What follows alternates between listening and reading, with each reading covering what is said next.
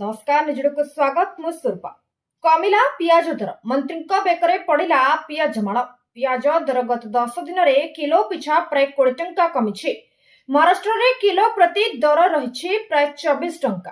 दर कमिबारु चाषी माने असंतोष प्रकाश करी मंत्री बेकरे पकाइछंती पियाज माड़।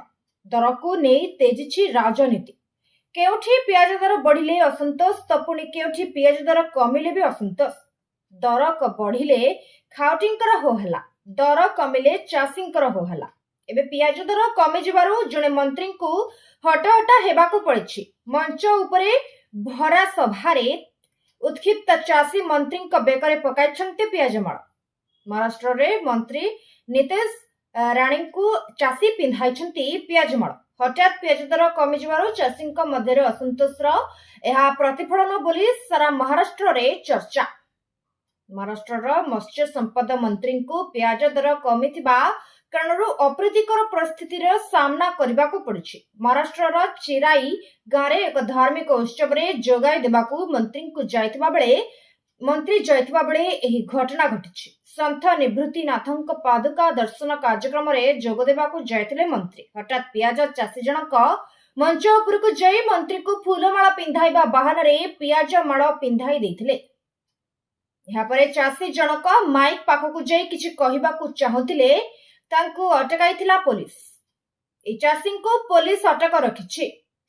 महाराष्ट्र रे पियाज दर कमी जाइछि।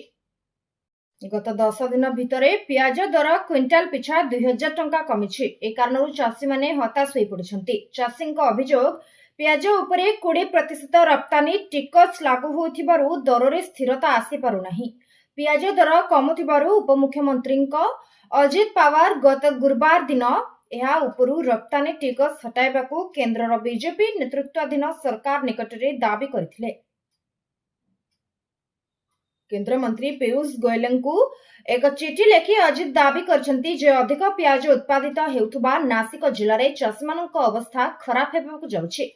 बाजार को नुआ पियाज आसीगलानी। ए वर्ष भल अमल भी होइछि। तेणु चाषी माने कम दर रे पियाज बिक्री करने को बाध्य होउछंती। एबे पियाज दर क्विंटाल पिछा 2400 टंका थिबार से दर्शाइथिले।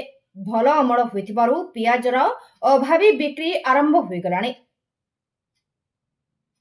चाषी माने सर्वनिम्न सहायक मूल्य मध्य पाई पारुनाहांती। अदिनिया वर्षारे भी चाषी माने क्षति सहिछंती। नागपुर रे अनुष्ठित विधानसभा अधिवेशन रे मध्य अजित चाषी समस्या कथा उठाइथिले।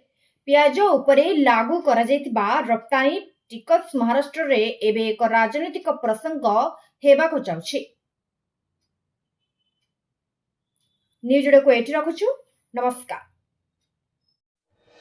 जदि आपनको हम वीडियो भल लागिला तेबे लाइक शेयर एंड सब्सक्राइब करबाकू जमा भी भूलंतु नहीं।